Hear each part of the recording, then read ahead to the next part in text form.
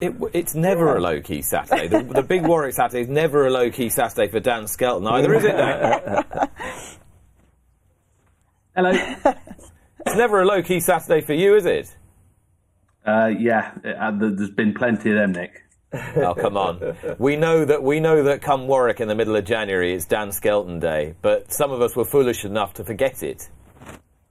Well, I would say we have been lucky just recently that the Saturdays have been pretty positive. So, yeah, and then obviously to do it at Warwick's up the road, somebody said to me, what's it like? I said, it's brilliant to just nip up the road and for the horses to run so well. And, it's weird how it goes, isn't it? Sometimes with horses, everything you do seems wrong, and then other days everything you do just slips into place, and that's just, I suppose, that's sport a little bit as well. But just long may it continue, I suppose.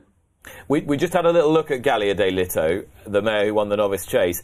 Is she a real one? Do you think, Dan? Is she a proper one? Yeah, she is.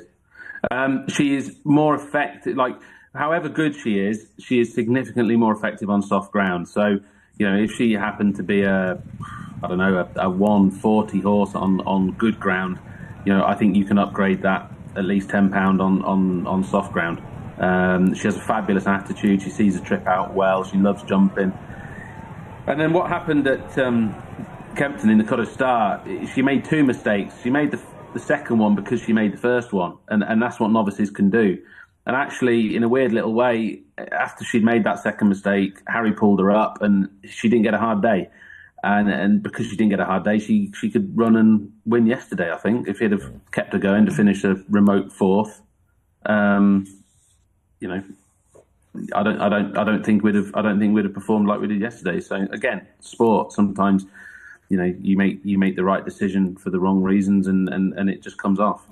Is there a massive race in her when if it rains, and if so, which is it?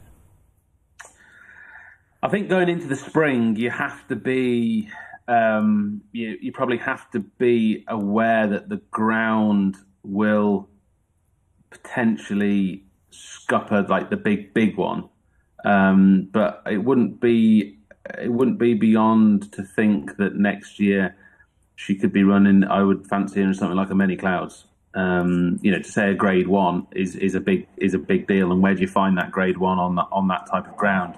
I wouldn't be afraid if it came up really, really soft to run her in the Grade 1 novice chase at Fairy House over Easter. I think is that Powers. Yeah, I mean, I know it's 2 mile 4, but if it was really, really soft, I wouldn't see that. I wouldn't see that being a problem. So maybe we could consider that. Cheltenham would come into consideration, but she'd have to have it really slow ground. It just have to almost be like a Wednesday of last year, which nobody wants to see. So you might get to a later stage in her life where you have to go and take in these races on better ground. But while she's a young horse and we know what really suits her, I think we've got to keep her to that. Grey Dawning was very tough yesterday. The two horses that he beat sort of really started setting each other alight down the back, and my own read was that it was a ride of great restraint from Harry. Is that something that you thought watching it? Yeah, it was quite strangely. I think he's a horse that's almost easier to ride in the latter stages when he's off the bridle, because you can actually push him somewhere.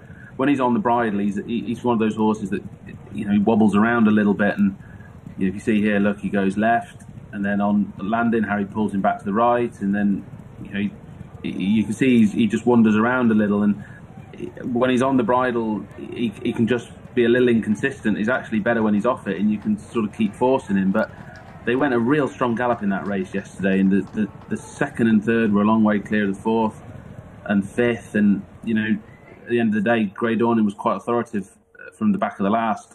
It was slow motion stuff in that ground. Yeah, I mean, he didn't jump up and down and go, wow, can't wait to see this lot fly around on good ground at Cheltenham. But that's not what he's about.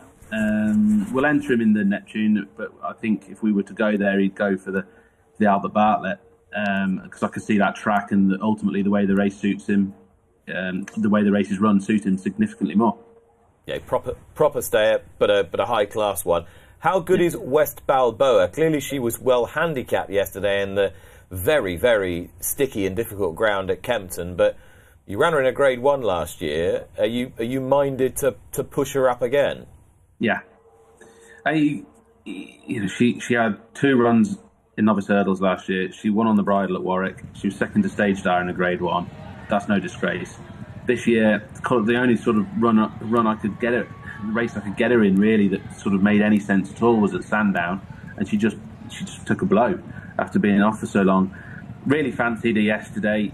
I think it was a very, very good handicap hurdle. 20 started, 4 finished.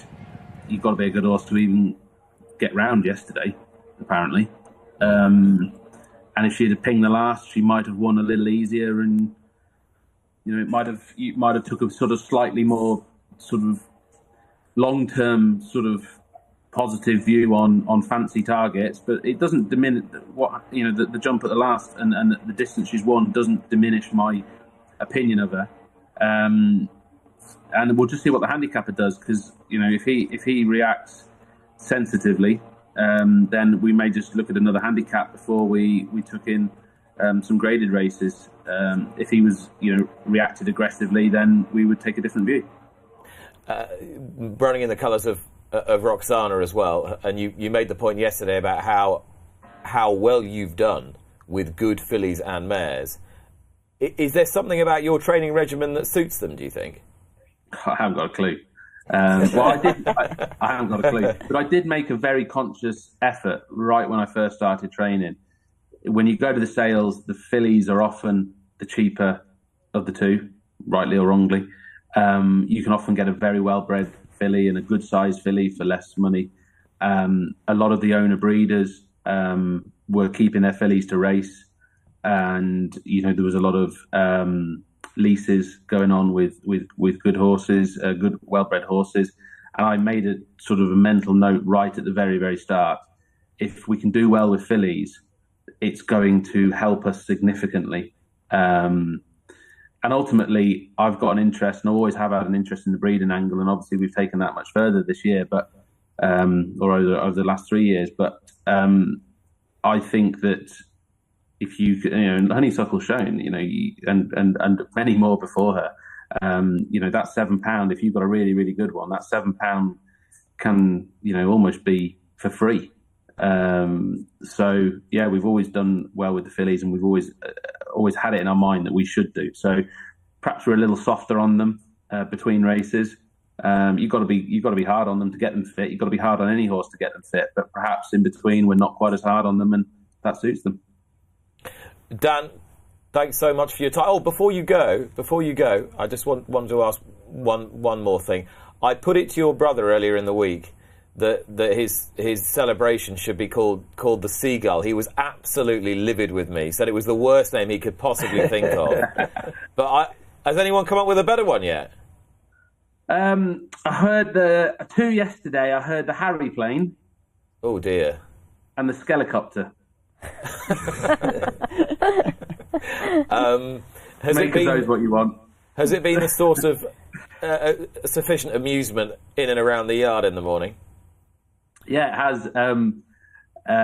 My nephew yesterday decided that he was going to do it with his legs on his bike and nearly come a cropper. So it's amusing. I really like it, and there's been a lot of positive and negative response to it.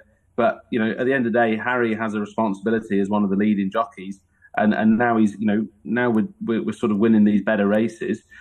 He's one of the more high profile ones, and if it's a bit of a positive, fun spin on what is otherwise a really serious sport, and people can associate with that, I think it's a positive. I don't think we should be looking at it the way a few people have suggested that we should, but I love it, and I'll encourage it.